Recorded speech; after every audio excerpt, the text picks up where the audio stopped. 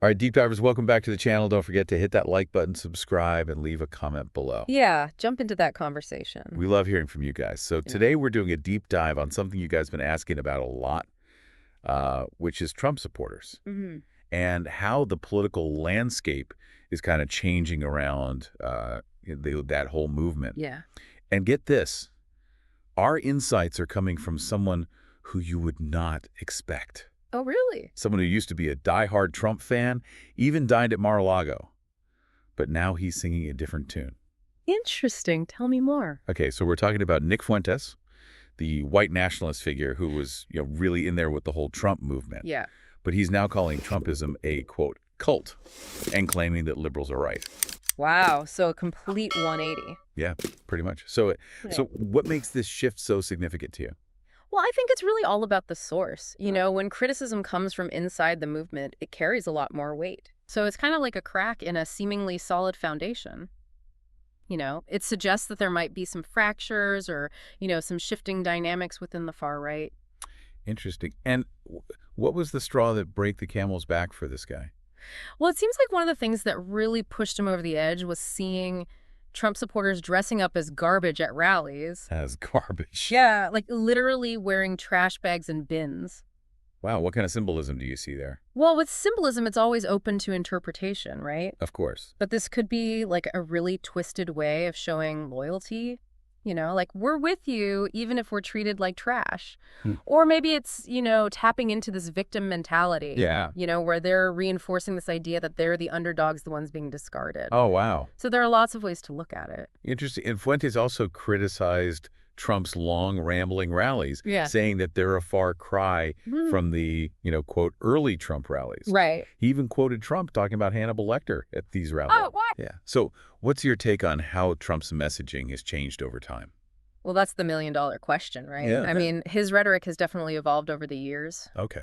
Early on, it was very much about economic populism appealing to the working class, those who felt forgotten. Remember, Drain the Swamp, for Forgotten Man, all of that. Yeah, totally. But then you start to see a shift, and later on, it's more about cultural anxieties, immigration, crime attacks on traditional values. Right. So it's almost like he went from appealing to economic anxieties to cultural anxieties. Interesting. And that's something we need to, think about. For sure. And Fuentes also made an interesting observation about Trump supporters. He said that they have an endless tolerance for being humiliated. He even said, and I quote, "They have an endless tolerance for being humiliated, for being insulted, for being betrayed." Trump goes against the fundamental principles of the first campaign, sells out to billionaires, and then they'll humiliate themselves with the trash bags.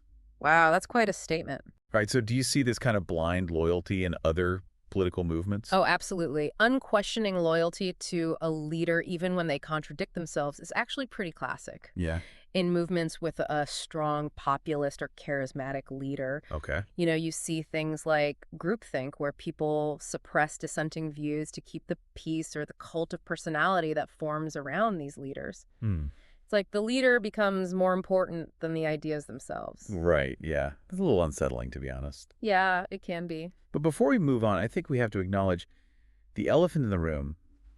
Fuentes is still a very controversial figure. Absolutely. He has some seriously problematic views, racism, anti-Semitism, just to name a few. Yeah. And, his criticism of Trump doesn't erase the harm caused by his ideology. Well, right. So how should we as critical thinkers approach criticism that's coming from a source like this? That's a great question, and it's a really important one. We can't just take his words at face value. We have to remember that everyone has their own biases, their own motivations, so it's crucial to consider the source, their agenda, what their track record has been. Okay. And especially with someone like Fuentes, approach his criticisms with a healthy dose of skepticism. Skepticism and, as always, our trusty critical thinking skills. Exactly. Don't let the shock value overshadow the need for careful analysis and context. I think that's a great place to leave it for now. Yeah. Let's take a breather and come back to this. Okay, deep divers, we're going to take a quick break. Yeah, refill your coffee.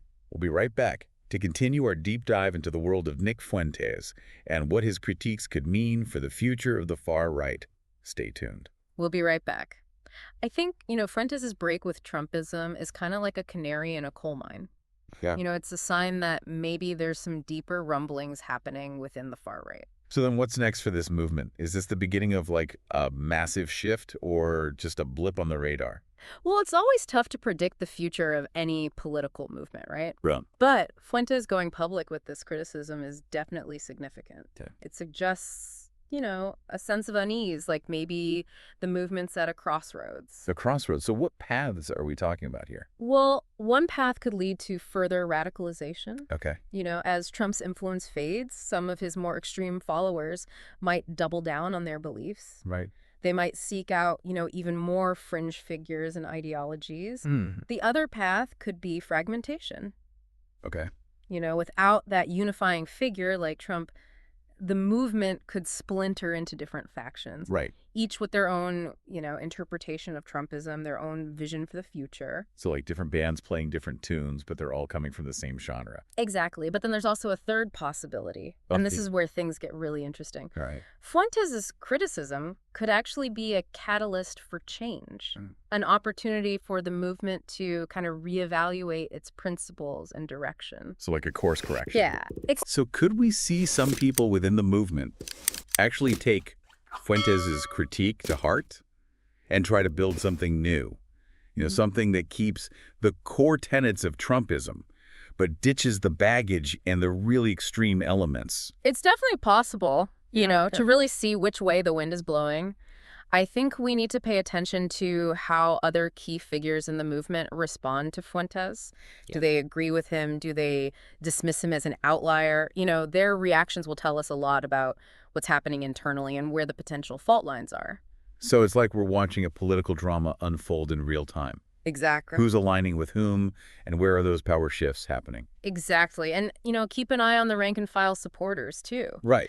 Are they embracing Fuentes' message? Are they doubling down on their support for Trump? Or are they becoming disillusioned and disengaging altogether? Yeah, because at the end of the day, it's the supporters that really hold the power. Absolutely. Their energy and their votes are what make the movement what it is. Exactly. So this is a pretty pivotal moment.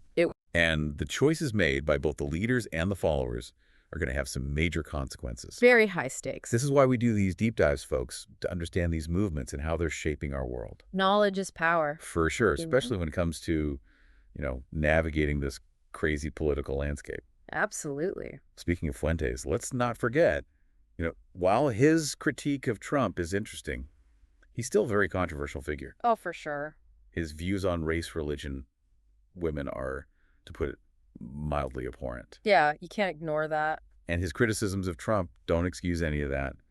So how do we reconcile these seemingly contradictory elements? How can someone be both a sharp critic of Trump and a purveyor of hate? Well, that's a question that I think really gets to the heart of understanding extremism. And it's a tough one to answer. People are complex. Yeah. Their beliefs can be this jumble of, contradictory and even reprehensible ideas. So is it possible that even someone with, hateful views can still have valid points, even if their overall ideology is harmful? It's possible. Like, noticing a crack in a rotten building doesn't make the building any less dangerous. Right.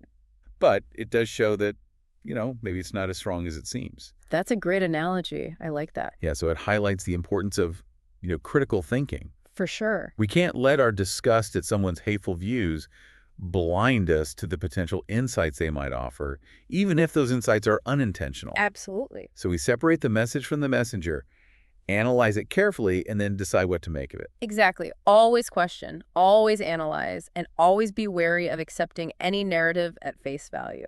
Words to live by, deep divers. We've covered a lot of ground today. We have. But there's still so much to unpack. That's just the tip of the iceberg. We're going to dive deeper into the potential implications of this shift within the far right and what it could mean for the future of American politics when we come back. Yes, stay with us. Okay, deep divers. So we're back and ready for the final stretch of our deep dive into the world of Nick Fuentes. And you know what his critiques could mean for the far right movement? Yeah. We've talked about the potential for radicalization, fragmentation, and even reform. But let's kind of zoom out for a second, look at the bigger picture. Okay. What does this whole Fuentes saga tell us? Is this just a fringe thing, or is there something bigger happening here? That's the million-dollar question, isn't it? And it's definitely a complex one.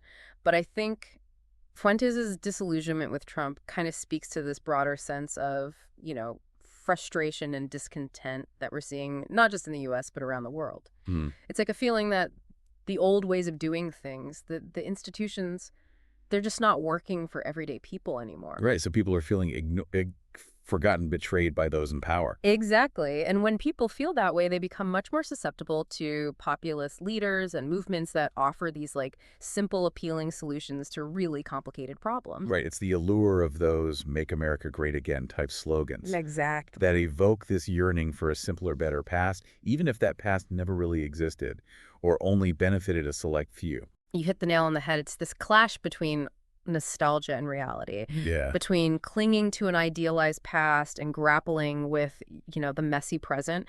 And this clash is happening everywhere Right. on social media, in our political conversations, even within families and communities. It's like we're all trying to figure out where we stand in a world that's changing so fast, and that's where these figures like Trump and even Fuentes step in. Mm-hmm. They offer those easy answers. They give you a clear enemy, and they offer a sense of belonging, Yeah. to those who feel left behind. That's right. But as we've seen with Fuentes, those seemingly straightforward answers, they can really fall apart when they collide with reality. Right. And that's why it's so important now, more than ever, to be critical thinkers, to question those narratives that we're given, Mm-hmm. and to have these, thoughtful conversations with people who hold different viewpoints. Because ultimately, we're all in this together. Yeah. Trying to navigate this crazy world. And the only way we can solve these challenges is by listening to each other, finding common ground, and working together. I think that's a great point. Well, deep divers, it looks like it's time to resurface. From this deep dive, we've explored a lot, from Trump supporters dressed as garbage to, the potential fallout of a fracturing far-right movement. Yeah, we covered a lot of ground. And it all started with a single surprising critique. Really makes you think. It does, and that's where you come in. Deep divers, we want to hear your thoughts, your questions, your reactions to all of this. Hit that like button, drop a comment below, make sure you're subscribed so you don't miss out on future deep dives.